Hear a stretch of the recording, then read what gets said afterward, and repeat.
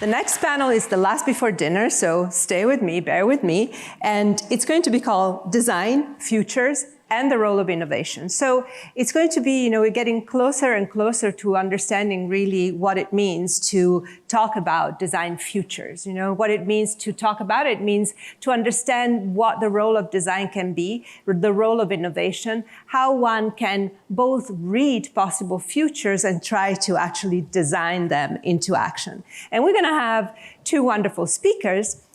The first is Michela Magas. Michela Magas has interoperability at the key of everything that she does. I know that here in Singapore, you like to use the term multi-hyphenated, and there's very few people that are as hyphenated as she is, but she really bridges together the world of science, of art, of design, of like technology, academic research, industry, and she advises the European Commission and the G7 leaders on how to implement and how to really foster innovation. Then we're going to have also Duleesha Kulasooriya, and the titles are all there, so I give you my version of what they do, and then you can read the bios on the website.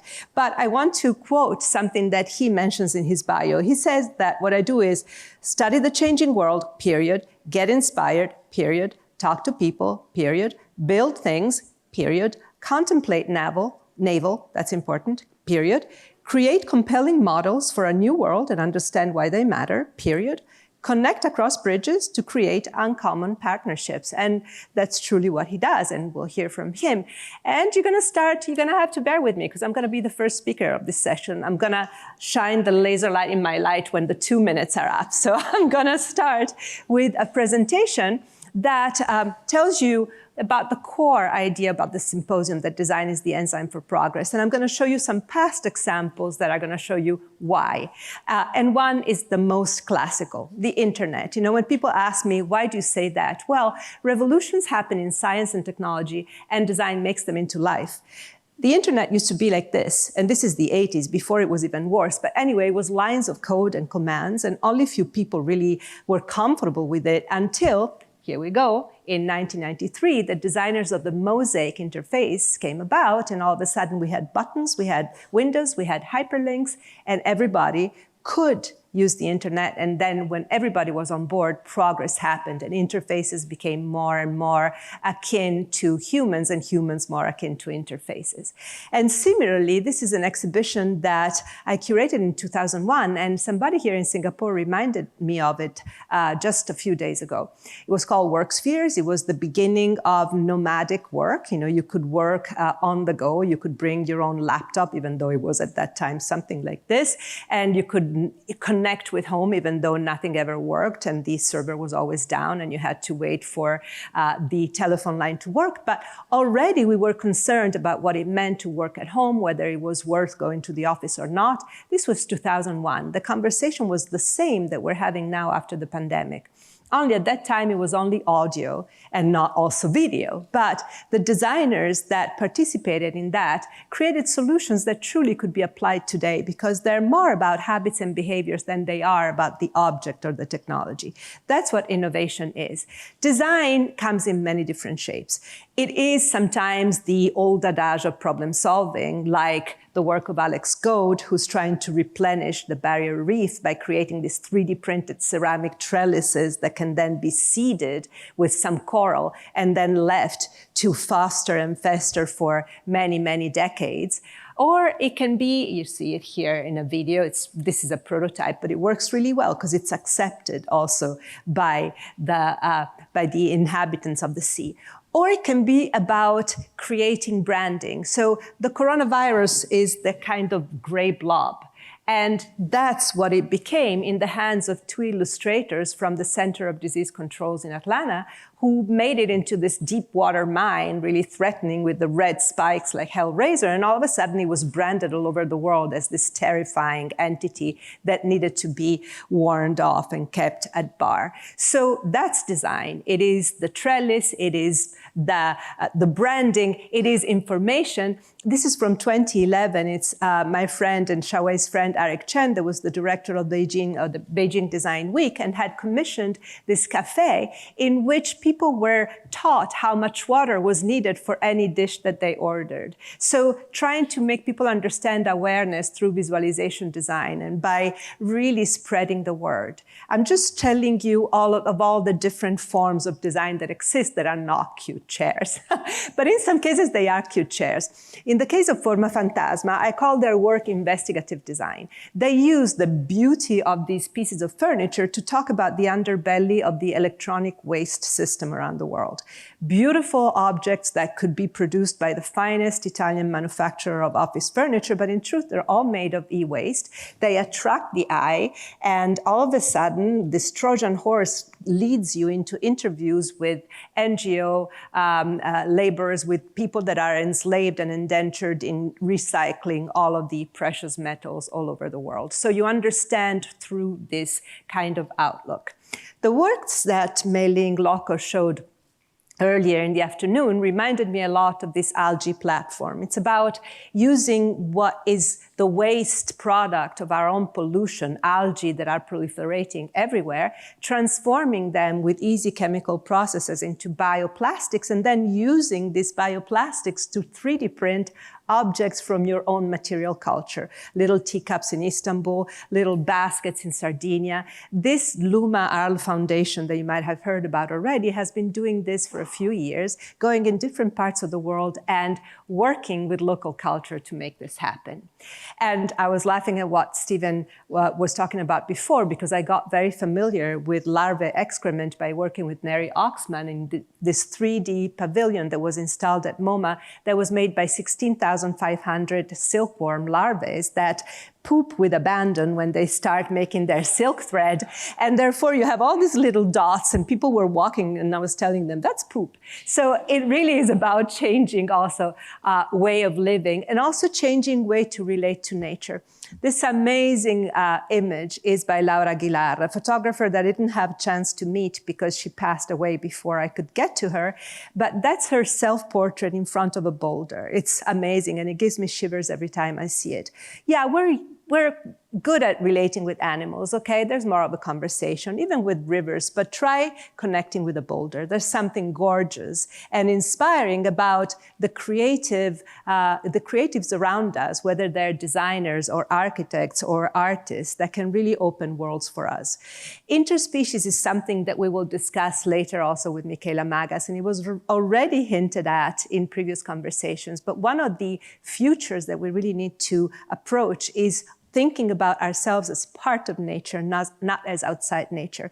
Therefore, this assembly, future assembly by Studio Other Spaces, which is basically Olafur Eliasson, that I was also part of at the Venice Biennale, was about thinking in the anniversary of the United Nations, thinking of a future UN that also incorporates other species and what they need and what they want. So this attempt to get closer to the rest of nature and understand what it wants.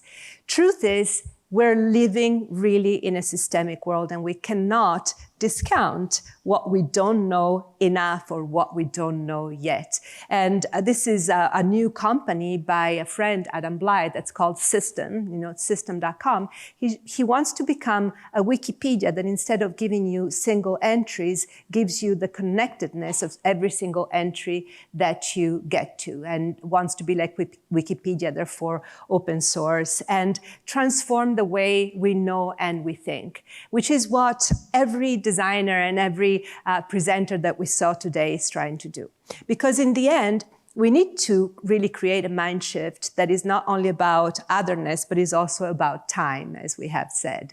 And we have to start thinking beyond our physical capability of thinking in 2, 3, 4 generations ahead of us and then no more.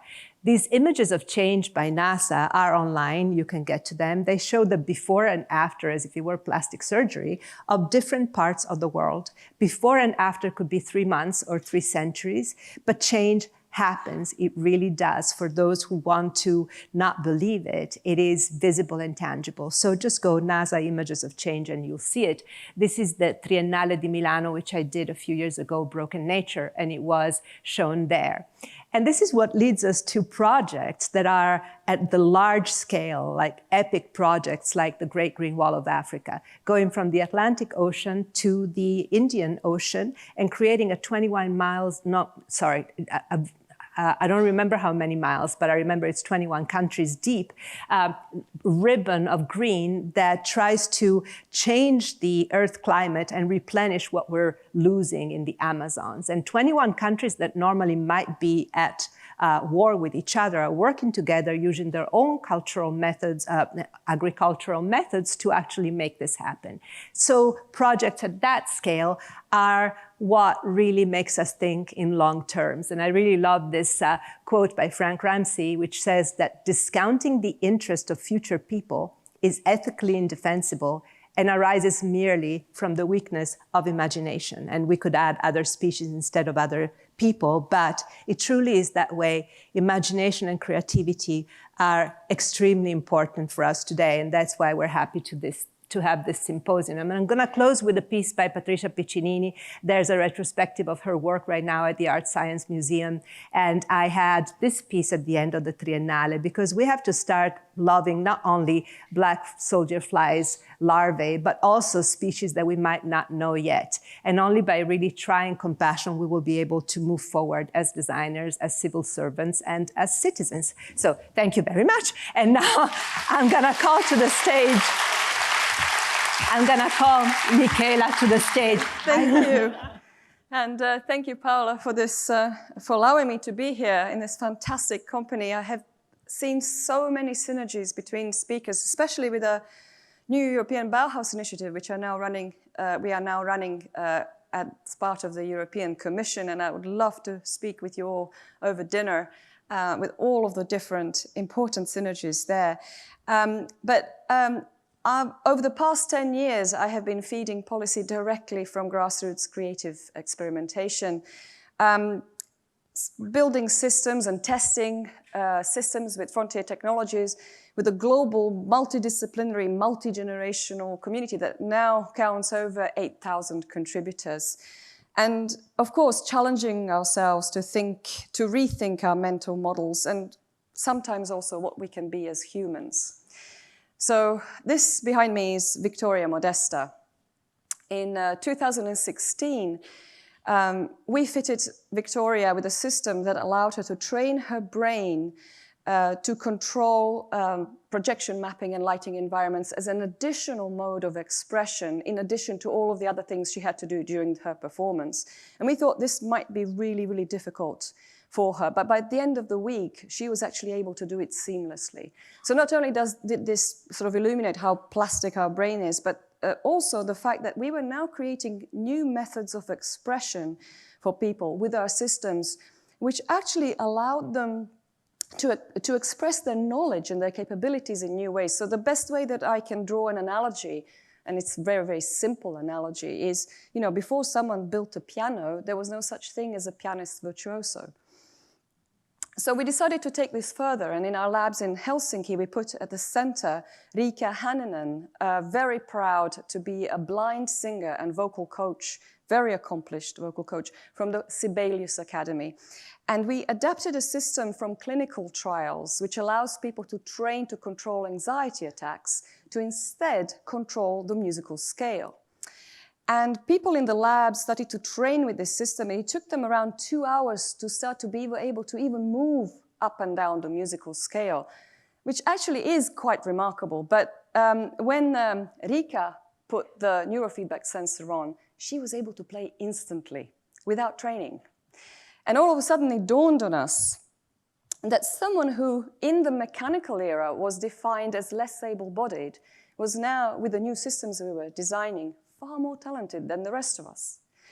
So of course, I feed this directly to policy because it has to encourage policymakers to reconsider how they define ability and the future of work, or how we build future systems. And the bar had been set very high for us very early on, because when we were running in Cambridge, Massachusetts with MIT, Harvard, and Microsoft Research, there was a bunch of luminary academics that assembled, inspired by what we were doing, and decided to create a manifesto for us, which actually effectively stated that what we were creating was a space of common understanding. Now, I must say, I have since made it a business for myself to actually create spaces for common understanding, including across industry sectors at high level in Europe, which we can talk about later. But in this case, it was actually acknowledging the fact that we were placing music at the center as a social glue. And this is us with the London Symphony Orchestra at the Barbican in London, with the Brainwave Quartet, bridging disciplines. And this is us in New Zealand, bridging indigenous and digital technologies. And this guy on the right is a hip-hop artist. Paola was talking about rock stars. We have loads of rock stars in our community. And this is bridging species. So in 2015, Robertina Sherbinic, a wonderful artist who is a member of our community for many, many years, and currently her stuff is, latest collaboration is exhibited in Los Angeles. This is a huge tank of jellyfish that communicate via chemical reaction. And this is converted into signal, and then the artist plays back to the system, so basically creating a multi-species concert. And then in 2016, when we had one of the worst immigration crises in Europe, we actually fought really hard to get a visa for Ahmad Bakri on the right from Palestine to come in person and collaborate with Rani Dar from Israel using ancient and modern technologies. So our ideas, our foundational aim is to create a level playing field, a sort of inclusion that doesn't divide people into categories, but rather asks, where do we converge? And when we bring people into this space of common understanding, it is not about cancelling each other out. It's about every personal experience and knowledge helping others to grow. So it is also not about defining people exactly as per their profession, but acknowledging that we can be many things, or we can grow into many things. So for instance, here, more rock stars, Imogen Heap as a blockchain activist, or a famous professor of AI and robotics, Danica Kragic, as a fashion designer. These were women in charge of all technology areas in our biggest event to date, which was pre-pandemic. And I deliberately did this because, as a result, 800 plus hands-on participants, 53% declared themselves as women in a technology prototyping event. Now, I am emphasizing this because loads of people try to do this. And unless you segregate women into the women in tech thing, this simply doesn't happen. And during the pandemic, we immersed ourselves in natural ecosystems, and we started to question our value systems, our societal value systems. We have generated maps that do not acknowledge the value of the oceans or the value of the richness of our biospheres that are essential for our survival. So we started to create new types of markers, in this case, for instance, using the ocean as an instrument and doing an experiment in the first underwater overtone singing. And this is Anya Yermakova, a Harvard fellow who is coming back this year to continue this huge project that involves many nations, because at the same time, what we do is we run a series of global satellites for different universities around the world who beam in and who then use this as an acupuncture point in their students' personal development, and some as part of their curricula. And I always say that if every person involved in these processes can take one step forward in their personal development, we will have a phenomenal societal transformation. So one of the reasons why this can happen is that we are not afraid to take moonshots. 83 fantastic minds from New Zealand to Alaska send their voices to the moon from 25 meters underground in the decommissioned nuclear reactor in Stockholm via the Dwingeloo radio telescope in the north of the Netherlands. And after 2.4 seconds, their voices were returned into their ear. And not because we're trying to make scientific breakthroughs, but because this puts us in a completely different mental space. Because based on this, we can confidently say that for us, the future of work is based on missions. And so basically, we always say this because we can base it on tangible evidence that we don't predict the future, we invent it. Thank you. Thank you, Michela. Duleesha, where are you? Oh, yeah. Thank you. I thought you had something to eat. I'm like, oh, I'm hungry. No, it's Ganesh. Well, everybody's hungry at this point. We know that, and everybody's tired. It's been a long day. It's been an inspiring day, but it's been a long day. So I'm going to stick to my 7 minutes because she's going to start flashing lights at me at 5. So the edge, center for the edge I'm going to talk to you about today is the metaverse. How many of you have heard of the metaverse? Everybody should have at this point, right? How many of you think the metaverse is inevitable? Only a few. Okay, let me try and convince you otherwise. I'm going to start with a quick clip.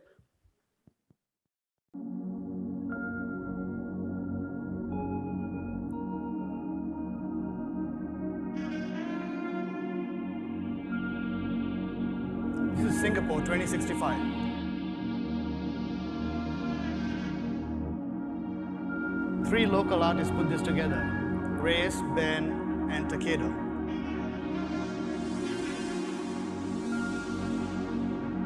This is one of the crypto gods that's in there.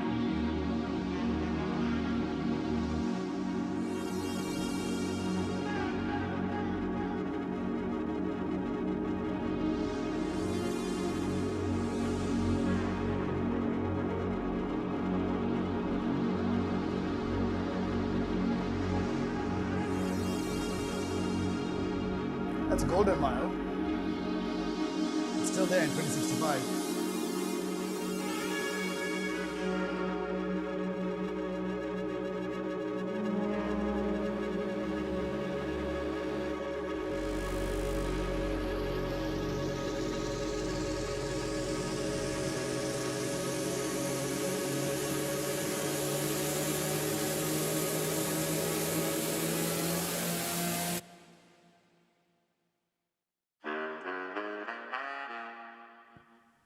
So these kids put this together using a game engine called Unreal Engine, and they did it just to launch a music video, a music album. Gives you a sense of the future. I'm going to talk you through 3 quick stories and then frame what I believe the metaverse could be, or what we believe the metaverse could be, and why it matters, right? Anybody see this concert? Travis Scott, Fortnite, April 23rd, 2018. 30 million people logged on live for this, 30 million. They grossed $20 million from this show, 9-minute show, $20 million. Not even the Super Bowl halftime show can do that, right? This is, and what I was trying to show this, but we couldn't for copyright issues. Go Google this, see it if you haven't, it's incredible. You can only do this in a virtual environment. Incredible. Next story, this lady, Ima, she's an Instagram influencer from Japan, 400,000 followers. She's modeled for Dior, Puma, Nike, BMW, Porsche, Valentino, but you'll never meet her because she's a virtual human. She's made up. I still don't know how they did that picture. I'm still trying to figure that one out. However, there are about 35 virtual humans that one research study said, and now you question, like, this starts blurring physical and digital, physical and real, right? What's real, what's not, and does it matter? Well, the study showed that virtual humans can generate 3 times the interest in physical humans than real humans. So that's another fact for you. Second one, right? Third story. Now we're going from consumer grade to industrial grade. This is NVIDIA's Omniverse, their version of the metaverse. And you should go check out these videos because it's hyper realistic. They can mimic physics. They can do shadows, light, reflections in such a way that you can prototype real systems in a way you couldn't do before. And multiple people around the world synchronously can work together using very different tools. So interoperability comes in as well. So these are all parts of our next virtual world. Now this begs the question, what is the metaverse, right? There's no one definition of the metaverse yet, but what it is not is us walking around wearing goggles. That's what people think it is, and that's not what it is at all. It's just a facet of the next internet. And when you start thinking of a facet of the next internet, it starts feeling very different. It's got some primary features that are going to happen. Persistent, which means that whether you go in and out of the world, it's going to exist. Immersive, the 3D versus 2D. By the way, you can look at a 3D world with a 2D screen, right, as you saw. available and synchronous. Anyone can join it at any point. Multiple people can join in. And it connects physical and digital, as you see in many ways. But that's the less interesting stuff. The more interesting stuff is on the other side, and that's what we should be talking about, the desirable features, that it's creator-shaped versus platform-shaped, that it is interoperable versus walled gardens that we have today, and that is decentralized versus centralized. That's what we're going to debate about. But I'm going to talk about two gravities that make the metaverse inevitable. Okay? The first one, technological gravity. Look at these numbers. The investments that are going into the metaverse today mean that from a technical and technological standpoint, it is going to happen. Meta, Facebook changed its name to Meta, invested $10 billion a year and plan to do that for the next decade. Microsoft, they already own Minecraft. If anyone has a kid, they play Minecraft and Roblox.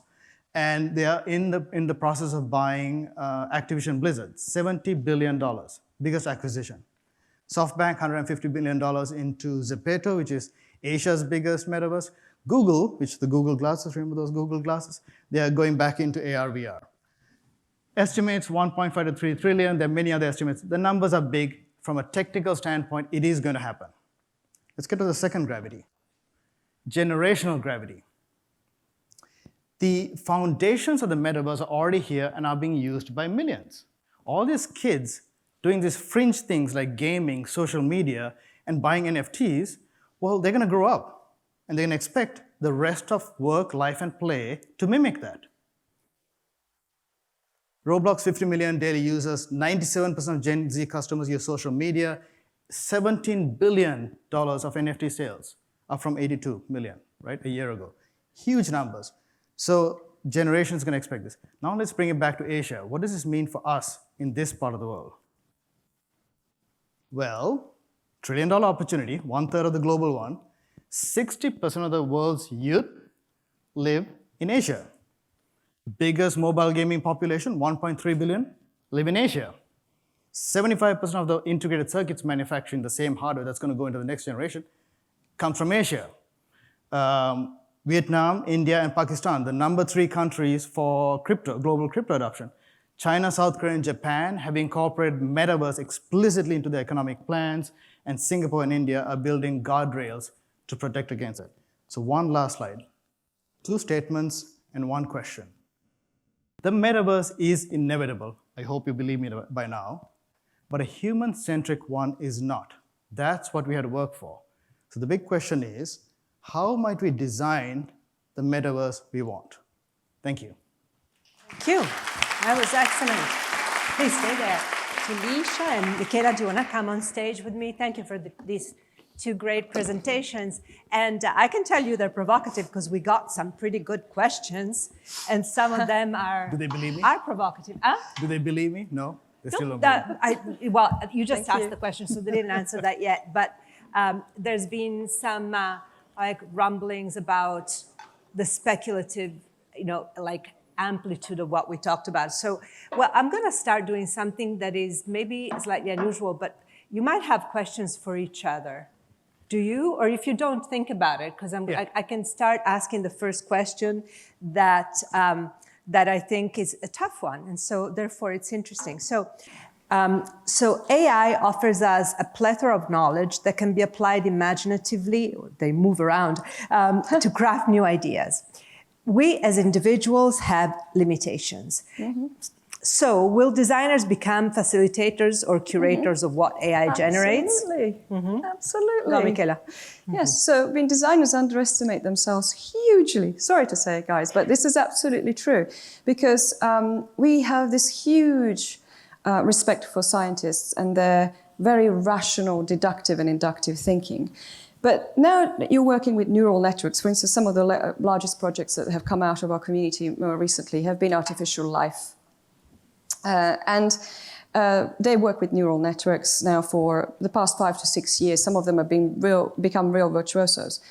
And it is absolutely certain that when it comes to the outputs of neural networks, the the volume and also the variety is so hard to grasp for linear thinkers. And we need alternative ways through, sometimes they create visualization systems so it can grasp the salient moments. But basically, there are various different strategies that people who are trained to look at subject matter from multiple perspectives can actually offer new kind of entry points into illuminating the knowledge that's coming out of these systems.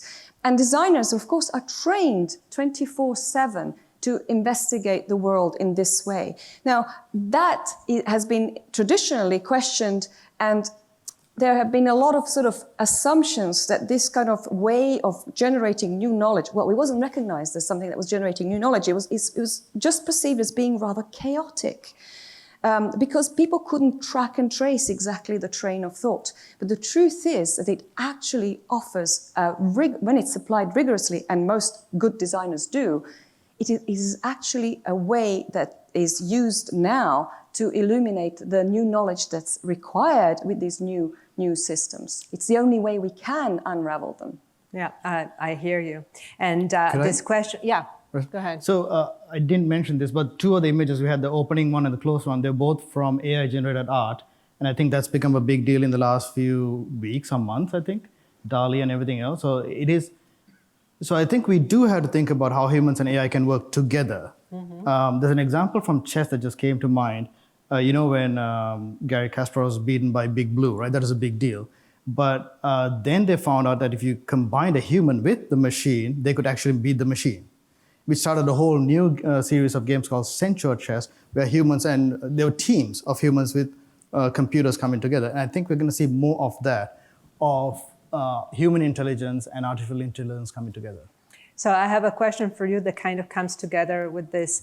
Can the metaverse address injustice and inequity, or will it make it worse?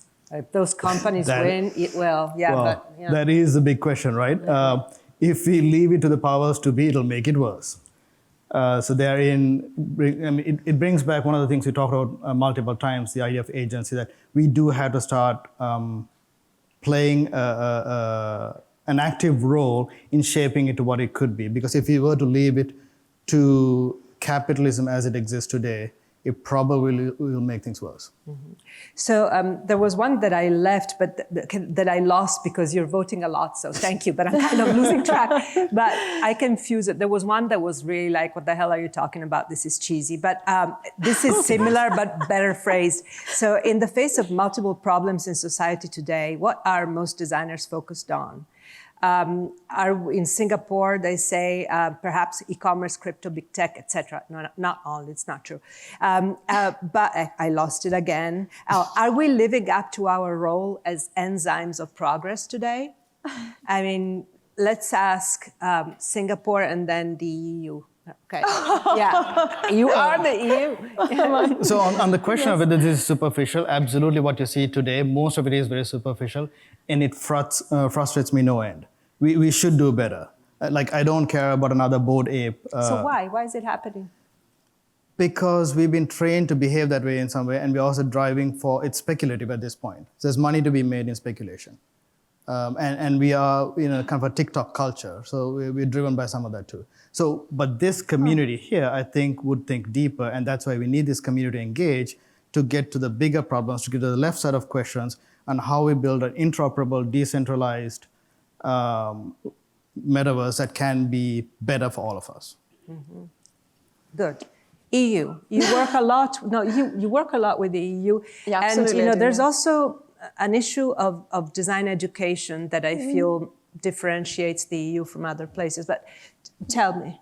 Practice-based design education, most definitely. I mean, in very many parts it slightly differs, but most definitely. So this idea of getting your hands dirty, translating thought into practice, and testing really the experience. Of course, it comes with foundational principles. We do not allow building we should not allow building of any systems unless we have foundational principles in place, because it's a direct reflection of our society. So, for instance, we talk big data, and we're talking, Metaverse is data and content driven. We know, I mean, you can follow the work of Joy Buolamwini at MIT. I mean, there's horrific evidence of bias in data. We know not everybody, computer scientists are given data to work with. They do not question provenance, for example. So what we're trying to do is create a system, and this is something that I've been working on in this idea of industry commons, which has been really recognized at the European Commission, which is the idea that not only are we creating a space of common understanding between the different disciplines or between the industries for various reasons, one, because we need to track and trace provenance of materials and products if we're going to create sustainability, but also because we need to actually create layers of accountability within those systems so that we can actually, for instance, if you follow Kate Raworth's donut economy, we don't want to hit that ceiling, so you want to embed that in the system. And also you want to base the system on agreements that are not just regulatory, but they are also systems of agreements and accountability or attribution of intellectual property for every single participant or every single creative that's part of this process. But then ultimately, and also, of course, responsible AI, social and corporate social responsibility or ethics. But then at the basis of it are our societal foundational principles, which of course, where, for instance, we can have inclusion, radical inclusion, as a base element in these big data systems. Otherwise, if we consider data in isolation and the way that our computer scientists have been trained to look at it, we will completely ignore, and this is what has brought us all these problems. We will ignore provenance. We will not annotate with where does this belong to. We will end up with white middle-aged men all over, dictating basically what the metaverse looks like. I mean, I don't think that's going to be a particularly good result for anybody. I'm not sure that it's going to happen. There's too many people involved. But I had another segue question, but this leads me to another question that has been asked here, which is, it's kind of like a boomerang right back at you. How do we design the metaverse then? Well, so the left side of things, what's going to be driving decision making around that is going to be two things: business models, like how would anyone make money off of this, and regulation. So I'm going to refer back to Aaron because every talk has to refer back to Aaron. And we got to go to his 7 principles. And I think the fact that Singapore, Australia, India, and a few countries are leaning in Asia, Europe is definitely leaning in, to set up those regulatory guardrails is going to be one of the saving graces for what the metaverse could be. So that's one part. The second part is we need a few bold leaders in business, in technology, to start thinking of different business models beyond what exists today. Mm-hmm. That actually honor more kinds of value. So we need someone to step up to do that. I think in order to make this work, we need both of those things. Now, what you're both talking about is understood by most in certain circles that are both generational and cultural.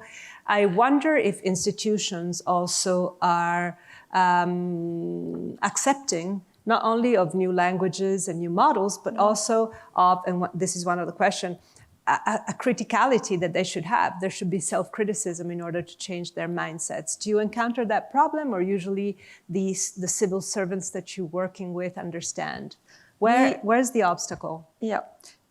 So I can tell you from experience that at high level, we have people who are really pushing the agenda, and they really are brave enough to engage grassroots communities and actually ask them to test things on the ground. So basically, our perception, particularly in the new European Bauhauses, the initiative that is actually really connecting grassroots communities, and it's driven by culture and by designers and by architects, to actually facilitate this space where we test drive these systems. I mean, the reason that we test drive all of these systems, as I have just shown, is that when people kind of discuss regulation at high level, they actually have no hands-on experience of how that might affect people. And so what we want to do is connect this from the ground up and actually illuminate this with proper knowledge that is, how is this affecting the human experience? So in this sense, there has been a great deal of courage.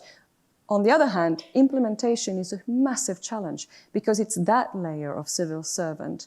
For instance, we started to work with the regions a great deal, and there are some fantastic champions in the regions. I mean, there's intelligent people everywhere, It's just that we are also discussing the reframing of the idea of a civil servant as not as someone who is implementing directives from the top, but as someone who is a mediator between the community ideas and the tangible experience and the tangible results and innovations that are happening on the ground, which are happening everywhere. We collected thousands and thousands of amazing examples. And then mediating between that and the people at the top. So basically creating this bottom-up, top-down dialogue that can further enable communities to thrive and to innovate more. And we do need to engage in this way because there's absolutely no way that a few directives from the top are going to change the game. And we don't, in Europe, we actually believe that in terms of the Green Deal, there isn't enough time. Mm-hmm. We need to engage everyone. Now, I'm sorry, but the most voted question is something that is like, oh, come on. So the silkworms in Neri Oxman's pavilion all die off and don't fly peacefully away. No, it's the opposite. This is the same kind of exploitation as for textiles. It's not. How is this a good example for regenerative practice? No. How is this a good example for regenerative practice? No, the larvae poop, and then they do their silk. And they become butterflies. In Neri's pavilions, they fly away. In the silk industry, they get boiled out of their cocoon so that the cocoon can, so that you can extract the thread from the cocoon. So, in other words, no, they live a better life, I think, because how can we know what a better life is? And that's really, seriously, now it's being facetious. So the conditions are better for Neri's silkworms than the ones in the silk industry. But still, the holy grail is to be able to understand what nature wants and what animals and boulders want. And that's why, I mean, I kind of argue for a new kind of animism, which you can find more often in native cultures than you can find in our sophisticated synthetic culture. So that's why what many have been talking about, Sarah among them, the idea of recuperating, saying indigenous is kind of the wrong word, but indigenous wisdom. But there's an artist, Ursula Beeman, that I like very much that talks about the figure of the indigenous scientist. So I would add to Natsai's grandmothers and other roles, the idea of the indigenous scientist, because so much of the native science has been obliterated by colonialism, for instance, in so much of South America. And in places like Colombia, for instance, there's a very advanced cultural system that really looks at native wisdom and gives personhood to nature to recuperate that native wisdom also with contemporary legal frameworks. So in other words, Neri's silkworms are fine, but we need to do so much more work to get us to understand. Absolutely. So, I mean, ecosystemic approaches. So what has really changed for us at the EU level, and bearing in mind, you know, I keep saying that because this is an initiative launched by the European Commission, because it's in line with the Green Deal, but we actually have Shigeru Ban on the high-level roundtable, and we have Sheila Patel, who works with women's communities in India. It's absolutely phenomenally inspiring for me because she keeps pulling us away from the Eurocentric perspective, which it needs to be done because no matter where you're from, you will resort to your own sort of backyard. And we have recently onboarded 3 new members of the high-level roundtable, including Francis Kere, the Pritzker Prize winner, and 2 phenomenal other people. So we really are insisting on this global perspective on the subject. But what has happened as a result of the involvement of this amazing colleagues that I'm very privileged to be working with at this level is the openness of the high-level policymakers to the suggestions from us. So whereas before it used to take a long time for paradigms to shift for policymakers. So just to illustrate a case in point, we had in 2017, Germany proclaimed Industry 4.0 as automation. And the creative community and the design community just shouted out and saying, where's the human perspective in this? A few years later, 2021, the entire research and innovation program, which is enormous, it's one of the biggest things in the world, funded programs, actually prioritized human-centric as Industry 5.0. So they go with version control. You have to forgive them. And that was 2021. We immediately, straight after, we said, yes, but we need to go ecosystemic from our perspective. Because unless we introduce ecosystemic thinking into industry, we are still failing miserably if we just go human-centric. And so I can bet you anything, and I'm, speaking publicly now, that they will probably come up with Industry 6.0 next version control, because very, very soon, because already in the conference in February, that was the Industry Day, European Industry Days, the whole week they spoke about ecosystem. They're trying to survive. They're trying to survive. Well, it's a fight for survival from all sides, but we will prevail. The designers will prevail. Dinner. Yes. So, thank you both very, very much.